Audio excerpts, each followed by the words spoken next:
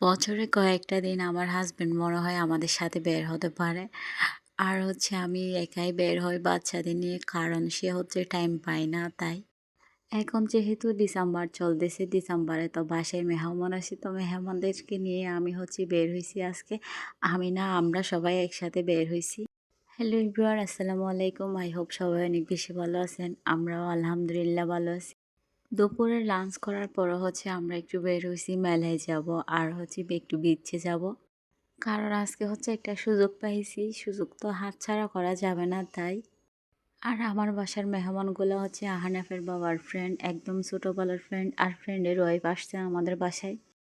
ভাবি 6 বছর ধরে আসবে আসবে বলতে বলতে ফাইনালি এখন আসতে পারছে। প্রথমে আমরা লাবণী পয়েন্টে চলে গেছি, ওখানে গিয়ে দেখতেছি ওখানে বিজয় মেলা চলতেছে।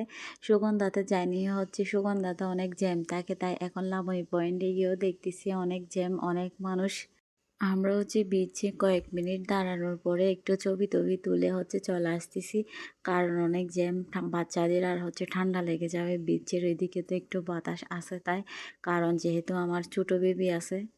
দেন আমরা মেলায় চলে আসছি।